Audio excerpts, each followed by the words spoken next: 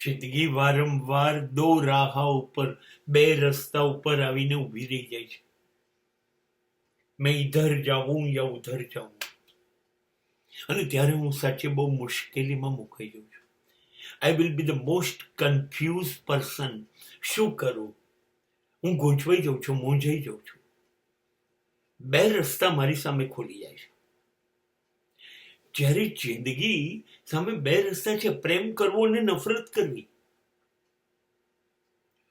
હું કોઈને પણ પ્રેમ કરું, મારા મા બાપ, મારા ભાઈ બહેન, મારા મિત્ર, મારા પડોશીઓ, મારી પત્ની, મારા બાળકો, મારા સગાઓ, હું સમાજમાં બધાને માત્ર પ્રેમ જ કરું. મારી લાગણી આપું, એક આ રસ્તો છે.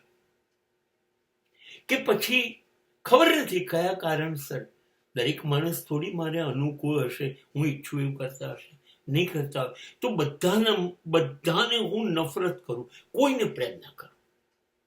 જેને જુઓ એને હું નફરત કરું, ધિક્કાર કરું, વેરભાવ ના રાખું. બે રસ્તા છે મારી સામે જિંદગીમાં.